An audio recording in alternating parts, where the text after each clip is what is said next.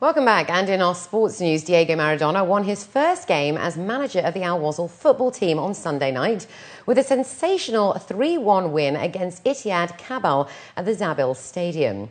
Two incredible last-minute goals from Mohamed Jamal and Hassan Youssef broke the first half draw between the two sides. 21 minutes into the match, Al Wasl were 1-0 up with a Fahad Massoud header, and an Al Wasl own goal in the 28th minute drew the teams 1-1. A long 30-yard long-range effort on the 86th minute from Mohamed Jamal was then mimicked on the 89th minute from Youssef just outside the area to settle the game.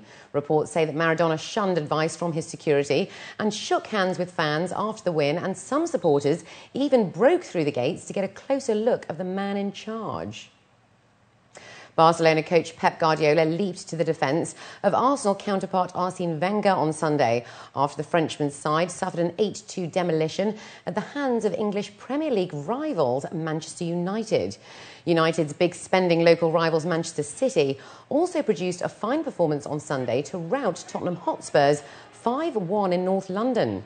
Asked about City's chances of competing in Europe this term, Guardiola said that they were quite capable of causing an upset. Yeah, they can do it. If you see the players, if you see his manager, they can do it. Maybe they don't have the history in the last years to compete in the Premiership and after in the Europe. But if you see these names that you nominated right now, and they are awesome. Zeko, Agüero, Tevez, Silva, Barry, Balotelli, Yaya Touré, Kolo Touré. All of them, they are top players, and they start very good in the Premiership. Looking ahead to their match against Villarreal, Guardiola said his team had other alternatives in defence for their delayed start to the domestic league season. World champion Sebastian Vettel won the Belgian Grand Prix and stretched his Formula One lead to 92 points in a Red Bull 1-2 finish with Australian Mark Webber on Sunday. Vettel's compatriot Nico Rosberg stormed into the lead at the start in his Mercedes before Vettel overtook on the third lap. Webber made a shocking start from third place, but escaped the early mayhem triggered by Brazilian Bruno Senna on his Renault debut. Senna picked up a drive-through penalty for causing a collision. Britain's Jenson Button carved his way up the field from 13th on the grid and finished third for McLaren. Ferrari's Fernando Alonso, who finished fourth, looked a real threat before fading.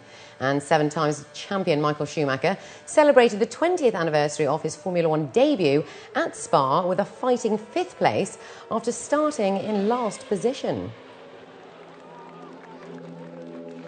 It was more management than usual, but I have to say the car worked brilliantly, and I think compared to previous years we were very competitive. So yeah, I'm very happy with the result and very happy with the race, how we managed the tyres in particular.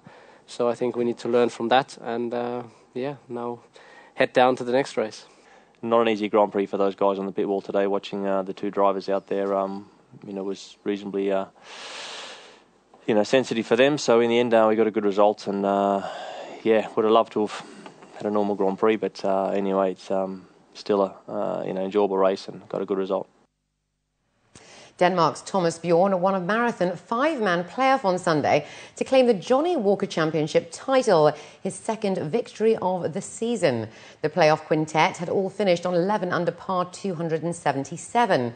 Bjorn closed with a 3 under 69, Britain Mark Foster 72, Spain's Pablo Larrazabal 69, George Coatsey of South Africa 67, and tournament outsider Bernhard Weisberger of Austria on 69. The inexperienced outsider Weisberger was the first to go, bogeying the open extra hole. The victory takes Bjorn close to the world's top 50, just a week before Europe's Ryder Cup points campaign begins. Earlier in the week, the Dane, who has featured twice in the match against the US, the last time 9 years ago, said he felt he had one more Ryder Cup appearance left in him. A last-second lunge for the line at the summit finish of La Covertilla earned up-and-coming Irish climber Dan Martin his first Grand Tour stage win on Sunday, while Dutchman Bauke Mollema took the overall lead. After powerful mountain riding by Briton Bradley Wiggins and his Sky team saw top favourites Vincenzo Nibali of Italy and overnight leader Joaquim Rodriguez of Spain lose time on the Tour of Spain 9th stage, Martin zipped past Wiggins within sight of the line to claim the victory. Second in the same time was new race leader Mollema, with Spain's Juan José Cobo in third, 3 seconds back. Wiggins, by far the strongest overall contender on the climb, finished fourth, a second behind Cobo. The leader by 1 second over Rodriguez, Mollema said he had no idea he would move to the top of the general classification. And finally in sports, a team of Scottish homeless footballers lifted the Homeless Football World Cup trophy in Paris on Sunday. The founders brought together 64 football teams from around the world as a means to promote social inclusion of homeless and marginalised people, they say, to try to show them that anything is possible in sport. In a final of intense and pacey football match, the Scottish side were always one step ahead, finally winning 4-3. The aim of the tournament is to promote its homeless to work model to policymakers and the public, with the vision, they say, to shift attitude and thus policies towards the homeless. And finally this evening, it took more than 4 years and a consortium of international space agencies. But scientists say this first complete picture of ice flow in Antarctica provides a crucial new tool for tracking future sea level rises resulting from climate change. The radar data for the digital map was supported by NASA and combines data gathered from 2007 to 2009 by satellites belonging to the Canadian Space Agency, the European Space Agency and the Japan Aerospace Exploration Agency. According to the findings, an intricate pattern of organised ice flow connects the interior regions of the continent with its coast. This flow is largely caused by sheets of ice sliding on rocky beds, a discovery that could change current numerical models. Scientists say that if global warming is melting ice at the coast, the map shows that ice from the interior is moving out to replace it. What came out of is new, for instance, in East Antarctica, when we see these rivers of ice forming very early when they start forming on the flank of the ridges, the top of the ice sheet. It's a little bit like a pile of sand, and the grains of sand fall down, trickle to the sea. The fact that the flow is so organized quickly and cannot be explained in the traditional way of ice deforming because it's crushed under its own weight. It can only be explained if the ice is already sliding a little bit on the bed. And we did not quite expect to find sliding of ice so far inland, so far away from the coastline, in the coldest part of the Antarctic continent, the part where the ice is the thickest. For years, Antarctica has been closely monitored by scientists looking for signs of global warming. Scientists say the map brings a new dynamic to Antarctica's role in the process. And now let's take a look at the local and international weather forecast for tomorrow.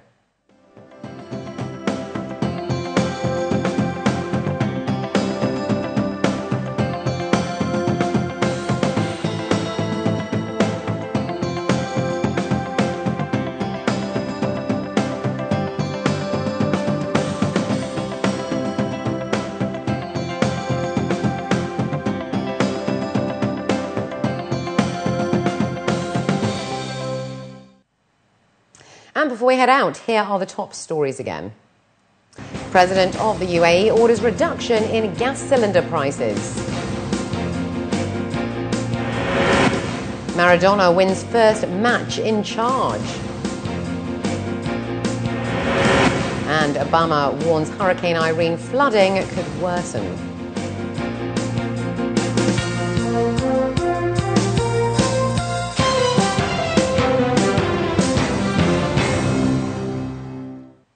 Well, that brings us to the end of the bulletin. As always, we'd love to hear your comments. You can write to us at news@city7tv.com or by calling us on 04367 2230. From the entire news team, it's goodbye for now.